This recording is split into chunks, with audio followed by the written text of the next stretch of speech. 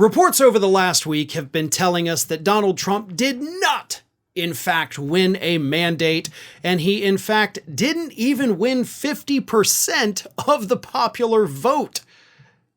He did, of course, win like 49.99% of the popular vote, but 49.99999 is not 50%, so Donald Trump didn't even get half of the people who voted to vote for him.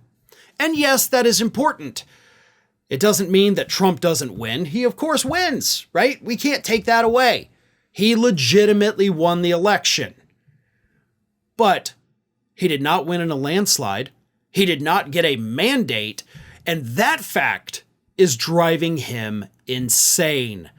According to new reports, Donald Trump is reportedly pissed off about all these reports showing that he didn't win in a landslide, to the point where he actually had to send his incoming press secretary, Caroline Leavitt, out there to do a little bit of damage control and try to convince everybody that no, he totally won a landslide, even though he didn't. So even when he wins, just like in 2016, he still lies about the election results, right? There's a pattern there that a lot of people who voted for him just chose to ignore. But here's what Leavitt said. New fake news narrative alert. Here are the ridiculous headlines from Politico and New York Times this morning. The fake news is trying to minimize President Trump's massive and historic victory to try to delegitimize his mandate before he even takes the oath of office again. Then a couple days ago, Trump goes on Fox News and said, "We had a great election in the U.S. Amazing what happened. We had tremendous success, the most successful in over 100 years, they say." They say. Of course, he never tells us who they is because they don't exist. Or they are the people that kiss his ass for a living and make a lot of money doing it. But no, this was not the most successful election of 100 years. What are you talking about? Biden beat you by more than 50%. Like, we don't have to go back 100 years. We can go back 4. We can go back to 2012 and see how badly Obama beat Romney, or 2008 to see how badly Obama beat McCain. Hell, even 2004 to see how badly Bush beat Kerry. But yeah, dude, you don't even have the most decisive victory of this century, let alone the last 100 years. So anyway, Trump is pissed, and I'm going to make him even more pissed off right now, because you know what I did? I did the math, and the math makes it seem so much worse. Here's what we're looking at in terms of numbers. The population of the United States is 334.9 million. Now, obviously, not everybody in this country can vote, okay? 334.9 million people are not eligible to vote in the United States. The population that is of voting age, however, is 260,046,087.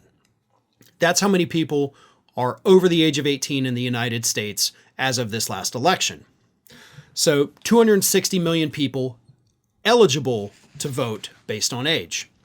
The total number of votes cast, however, was just 151,166,643. So out of 260 million possible voters, we only got 151 million. Donald Trump, of course, got 76,838,984 votes out of the 151 million cast. So only 58% of the voting age public voted. So right there, we're at less than half of the country voted, all right? 58% of the voting age population voted, so slightly over half of the voting age voted, but total number of people voting, less than half of the country.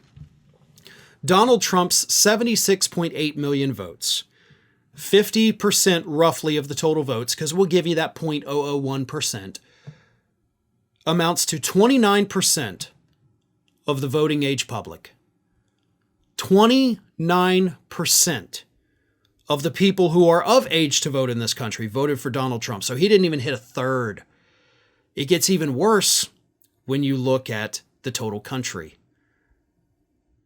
Of every single person in this United States, including people, of course, who are not old enough to vote, 22.9%, 22.9% of people in this country went to the polls on November 5th or early voted, whatever, and voted for Donald Trump. Not even 23%. Not even a quarter of the people in this country voted for him. Of the people eligible to vote, not even 30% voted for him. Of the people who did vote, not even quite 50% voted for him. Again, that doesn't change anything. And sure, if you crunch the numbers like that for Harris, they're going to look even worse. But it doesn't matter because she didn't win.